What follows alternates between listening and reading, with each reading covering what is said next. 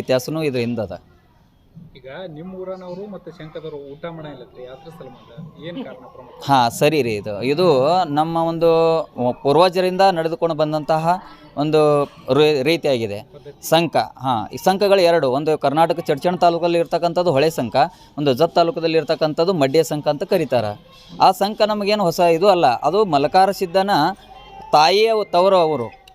ಅಲ್ಲಿ ಮಲಕಾರ ಸಿದ್ಧನ ಅಜ್ಜನಾಗಿರ್ತಕ್ಕಂತಹ ರಾಯಣಗೌಡರು ಏನಿದ್ರಲ್ಲ, ಅವರು ತಮ್ಮ ಮಲಕಾರ ಸಿದ್ಧ ತಾಯಿ ಹೊಟ್ಟೆಯೊಳಗೆ ಇದ್ದಕ್ರೆ ಅವರನ್ನು ಕರ್ಕೊಂಡು ಹೋಗ್ಲಕ್ಕೆ ಬಂದಿದ್ರು ಅವರು.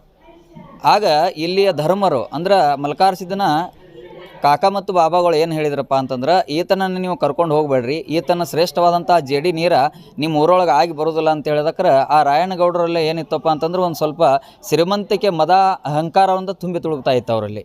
ಅವರು ಧರ್ಮರಿಗೆ ನಿಂದೆಯನ್ನು ಆಡಿ ಅವರನ್ನು ಕರೆದುಕೊಂಡು ಹೋದರು. ಆಗ ಕರೆದುಕೊಂಡು ಹೋದೊಳಗೆ ಮಲಕಾರ ಸಿದ್ಧ 7 ತಿಂಗಳ ಪಿಂಡ ತಾಯಿ ಕಣಬಾಯಿ ಹೊಟ್ಟೆ ಒಳಗಿದ್ದ.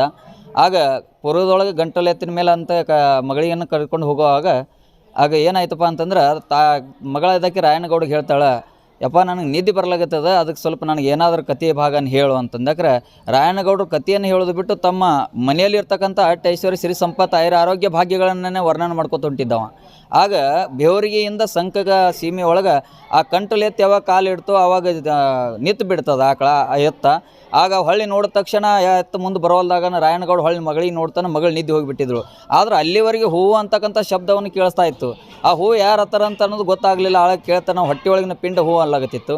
ಅದಕ್ಕೆ ಅವರು ಆಳಾಗ ಸಂಕ ರಾಯಣಗೌಡಿಗೆ ಏನು ಅನ್ನಿಸ್ತದ, ಆ ಹೊಟ್ಟೆ ಒಳಗಿನ ಪಿಂಡ ಒದರಿ ಮಲಕಾರ ಸಿದ್ಧ ಹೊಟ್ಟೆ ಒಳಗೆ ಇದ್ದಕ್ರೆ ಒದರಿ ಹೇಳ್ತಾನೆ, ಗೌಡ್ರ ನಿಮಗೆ ನೀವು ಉಡಿ ಮಾಡಿರಿ, ನಿಮ್ಗೆ ಏನು ಬೇಕಾದ ನಾ ಕೊಡ್ತೀನಿ ಅಂತಂದಕ್ರೆ ಆ ಮಲಕಾರ ಸಿದ್ಧ ಒಂದು ಮಾತನ್ನು ಇವರು ತಂದೆ ಮುತ್ಯನಾಗಿರ್ತಕ್ಕಂಥ ಅರಿಕೇರಿ ಅಮೋಘ ಇಷ್ಟೊಂದು ಸಿರಿ ಸಂಪತ್ತನ್ನು ಕೊಟ್ಟಾನ, ಅವನ ಮೊಮ್ಮಗನಾಗಿರ್ತಕ್ಕಂಥ ವೀರ ಮಲಕಾರ ಸಿದ್ಧ ಇನ್ನೆಷ್ಟು ಕೊಡ್ತಾನ ಅಂತ ತಿಳ್ಕೊಂಡು ಉಡಿ ಒಡ್ಡಿದಕ್ರೆ ಅವಾಗ ಮಲಕಾರ ಸಿದ್ಧ ಅವನನ್ನು ಶಾಪವನ್ನು ಹಾಕಿ ಕೊಟ್ಟ. ಏನು ಶಾಪ ಕೊಟ್ಟಪ್ಪ ಅಂತಂದ್ರೆ, ಎಲ್ಲನೂ ಸಂಕ ನಷ್ಟಾಂಶ ಆಗಲಿ, ನಿಂದು ಅಟ್ಟ ಐಶ್ವರ್ಯ ಅಳಗಾಲಾಗಿ ಹೋಗಲಿ, 365 ಬಂಗಾರದ ತಾಟಗಳನ್ನು ಚಡ್ಚಣ ಚಾಣಕ್ಯರಾಯನ ಕೋಟಿಗೆ ಹೋಗಿ ಸೇರಲಿ.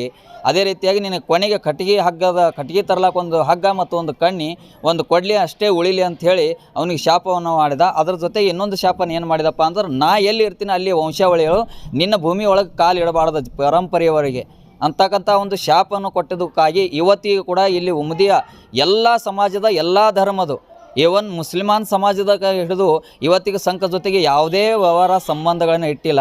ಇಲ್ಲಿ ಜನ ಅಲ್ಲಿ ಹೋಗಿ ಯಾವುದೇ ನೀರನ್ನು ಭಕ್ಷಣೆ ಮಾಡೋದಿಲ್ಲ, ಅಥವಾ ಆಫೀಸಲ್ಲಿ ಇರ್ತಕ್ಕಂಥ ಕಾಗದಪತ್ರಗಳ ವ್ಯವಹಾರನೂ ಕೂಡ ಮಾಡೋದಿಲ್ಲ. ಈ ರೀತಿಯಾಗಿ ಅವತ್ತಿನದು ಇವತ್ತಿಗೆ. ಆದರೆ ಸಂಘದ ಜನರಿಗೆ ಉಮದಿಗೆ ಏನು ತೊಂದರೆ ಇಲ್ಲ.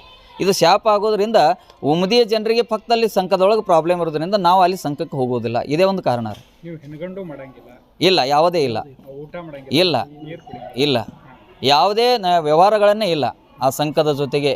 ಇವನಿಂದ ಅವತ್ತು ರಾಜಕೀಯ ವ್ಯಕ್ತಿಗಳು ಬಂದರೂ ಕೂಡ ಇಲ್ಲಿ ಬಂದವರು ಹೊಳ್ಳಿ ಸಂಘಕ್ಕೆ ಹೋಗೋದಿಲ್ಲ, ಸಂಘ ಬಂದವರು ಇಲ್ಲಿ ಬರೋದಿಲ್ಲ. ಅವ್ರವ್ರ ಪ್ರೋಗ್ರಾಮ್ ಮುಗಿಸ್ಕೊಂಡು ಅವ್ರು ಆ ಕಡೆಯಿಂದ ಹೋಗ್ತಾರೆ, ಇಲ್ಲಿದವ್ರು ಈ ಕಡೆಯಿಂದ ಹೋಗ್ತಾರೆ. ಏನು ಅವ್ರಿಗೆ ಯಾವುದು ಅನಾಹುತಗಳನ್ನು ಆಗತಕ್ಕಂಥ ದಾಖಲೆಗಳು ಭಾಳಷ್ಟು ಸಿಕ್ಕವ. ಹಿಂದೊಮ್ಮ ನನಗೆ ಗೊತ್ತಿಲ್ಲ ಇಸ್ವಿ, ಶಾಲಿನ್ ತಾಯಿ ಪಾಟೀಲ್ ಅಂತ ಹೇಳಿ ಬಂದಿದ್ದರು 1984 1984 ಶಾಲಿನ್ ತಾಯಿ ಪಾಟೀಲ್ ಅವರು ಹೆಲಿಕಾಪ್ಟರಿಂದ ಬಂದಿರು. ಅವ್ರು ಸಂಘ ಮೇಲಿಂದ ಬಂದಿರಿಂದ ಪುನಃ ಹೆಲಿಕಾಪ್ಟರ್ ಅಲ್ಲೇ ಗಿರ್ಕಿ ಹೊಡೆದು ತಿರುಗಿ ಹೋಯ್ತಂಥದ್ದು. ಈ ಕಡೆ ಬರಲಿಲ್ಲ ಅಂತ ಹೇಳಿ ಎಲ್ಲ ಪ್ರತ್ಯಕ್ಷದರ್ಶಿಗಳು ಇವತ್ತಿಗೂ ಅದಾರ ನೋಡಿದವರು. ಮುಂದೆ ಭಾಳಷ್ಟು ರಾಜಕೀಯ ವ್ಯಕ್ತಿಗಳಿಗೂ ಅದರ ಪರಿಣಾಮವನ್ನು ಕಂಡು ಬಂದದ. ಅದ್ರ ಸಲುವಾಗಿ ಇವತ್ತಿಗೂ ಕೂಡ ಅಲ್ಲಿ ಅದನ್ನು ದ್ವೇಷ ಅಂತಿಲ್ಲ, ಅವರೆಲ್ಲ ಅಂತಂದು ಹಂಗೆ ಲೆಕ್ಕ ಹಾಕಿದ್ರು ಪರಂಪರೆಯ ರೂಢಿಗತ ಇದು ಮಲಕಾರ ಸಿದ್ಧನ ಶಾಪ ಇದರಿಂದ ನಾವು ಅಲ್ಲಿ ಹೋಗೋದಿಲ್ಲ. ಇಷ್ಟೇ ಇದ್ರ ಕಾರಣ.